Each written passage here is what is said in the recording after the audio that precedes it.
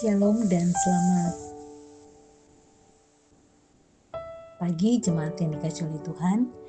Betapa kita bersyukur maha baiknya Allah yang senantiasa menuntun dan menyertai kita dalam perjalanan kehidupan ini.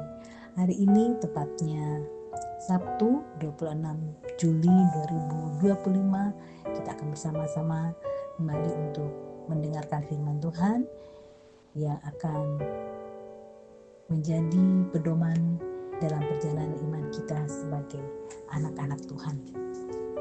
Sebelum itu mari kita berdoa. Ya Tuhan Allah kami yang maha pengasih, segala kemuliaan hanya bagi nama-Mu ya Tuhan. Kami sungguh bersyukur bahwa Allah sangat baik dan mengasihi kami. Kami akan mendengarkan firman Tuhan. Biarlah firman-Mu ini Tuhan akan senantiasa menuntun dan menerangi jalan hidup kami sehingga kami hidup sebagai anak-anak Tuhan. Bersabdalah Tuhan, kami telah siap untuk mendengarkan firman-Mu. Di dalam nama Tuhan Yesus kami berdoa. Amin. Injil Lukas pasal yang ke-8, kita akan membaca ayat 22 sampai 25. Angin ribut diredakan. Pada suatu hari, Yesus naik ke dalam perahu bersama-sama dengan murid-muridnya, dan ia berkata kepada mereka, "Marilah kita bertolak ke seberang danau." Lalu bertolaklah mereka, dan ketika mereka sedang berlayar, Yesus tertidur. Sekonyong-konyong turunlah taufan ke danau, sehingga perahu itu kemasukan air dan mereka berada dalam bahaya. Maka datanglah murid-muridnya membangunkan dia, katanya, "Guru, guru, kita binasa." Ia pun bangun lalu menghardik angin dan air yang mengamuk itu. Dan angin dan air itu pun reda dan danau itu menjadi teduh. Lalu katanya kepada mereka, "Di manakah kepercayaanmu?" Maka takutlah mereka dan heran. Lalu ia berkata seorang kepada yang lain, "Siapa gerangan orang ini sehingga ia memberi perintah kepada angin dan air dan mereka taat kepadanya?" Amin. Tuhan sengaja, marilah kita bertolak ke seberang danau, adalah ajakan Yesus kepada murid-muridnya untuk pergi ke Galilea. Namun, apakah Yesus tidak tahu bahwa perjalanan melalui danau itu penuh dengan risiko? Ataukah Yesus sengaja memilih rute itu untuk dilalui bersama para muridnya? Atau tidak adakah pilihan jalan lain? Kita tidak tahu pasti mengapa Yesus lebih memilih rute ini, tetapi sepertinya Yesus sengaja mengajak para muridnya melewati danau ini. Mengapa? Jelas bahwa Yesus punya rencana. Yesus ingin menguji iman para muridnya, juga ingin memperlihatkan bahwa Ia adalah Tuhan yang berkuasa atas segalanya.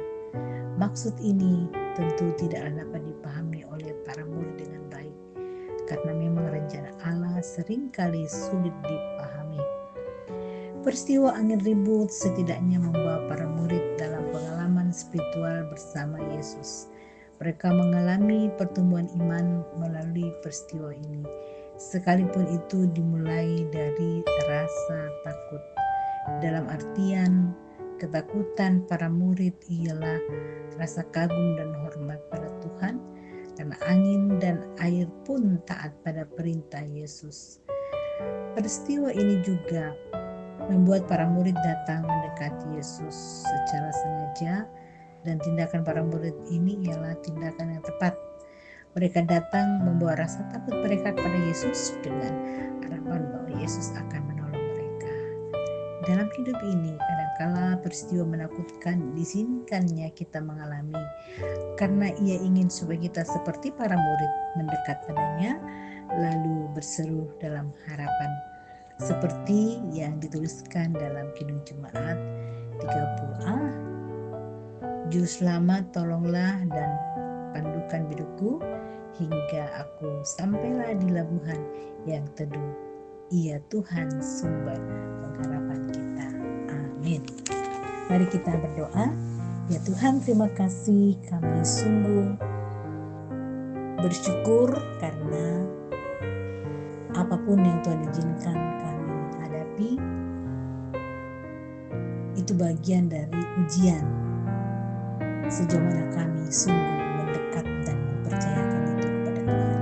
Berkati seluruh jemaat sehingga apapun yang dialami di tengah-tengah perjalanan kehidupan ini, khususnya di hari ini, selalu melihat dan datang kepada Tuhan sebagai sumber penolong yang sesungguhnya, sehingga seluruh jemaat atau kami semua dimampukan melewati setiap tantangan itu.